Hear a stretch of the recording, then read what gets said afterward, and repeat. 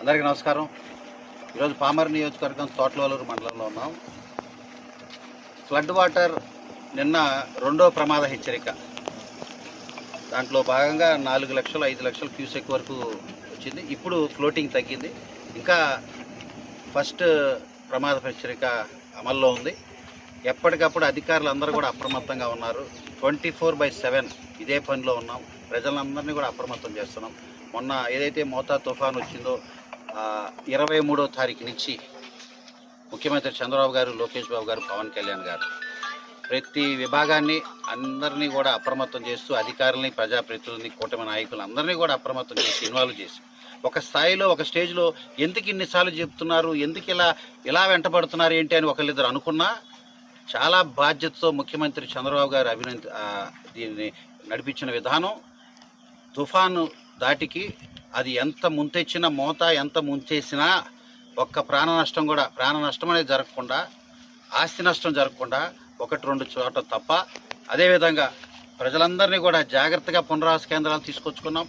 బంధువులు ఇంటికి వస్తే ఏ రకంగా చూసుకుంటామో, జాగ్రత్తగా బాధ్యతగా చూసుకుంటామో, అన్ని భోజన ఏర్పాట్లు, వసతులు అన్నీ కూడా ఏర్పాటు చేసి జాగ్రత్త చూసుకుంటాము. మళ్ళీ తీసుకెళ్ళి జాగ్రత్తగా ఇళ్ళలో ఎలా దింపుతామో ఆ రకంగా సొంత కుటుంబ సభ్యుల్లా చూసుకున్నాం. ప్రజలందరూ కూడా హర్షం వ్యక్తం చేస్తున్నారు. చంద్రబాబు గారికి ప్రజల దీవెనలు అందజేశారు.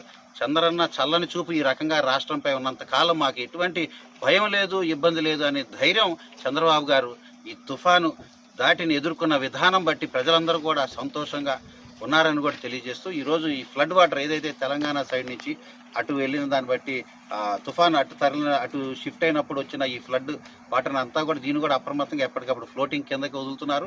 ప్రభుత్వం అన్ని విషయాల్లో అప్రమత్తంగా ఉంది. ఎంఆర్ఓ గారు, ఎండిఓ గారు, పోలీసు వారు, అగ్రికల్చర్ అధికారులు, హార్టికల్చర్ అధికారులు, అదేవిధంగా గౌడ్ కార్పొరేషన్ చైర్మన్ గారు, ఇతర ప్రజాప్రతినిధులు, కూటమి నాయకులు మేమందరం కూడా రివ్యూ చేస్తున్నాం. ఎప్పటికప్పుడు ఎప్పుడు అవైలబుల్గా ఉండి ఈరోజు ఈ తుఫాన్ని ఇంత చక్కగా సమగ్రంగా సమర్థవంతంగా ఎదుర్కొన్న విధానం బట్టి నాయకులందరికీ, అధికారులందరికీ ప్రత్యేకమైన ధన్యవాదాలు. మరి ముఖ్యంగా నిన్న వ్యవసాయ శాఖ మంత్రి గారు శ్రీ అచ్చెన్నాయుడు గారు రావటం జరిగింది.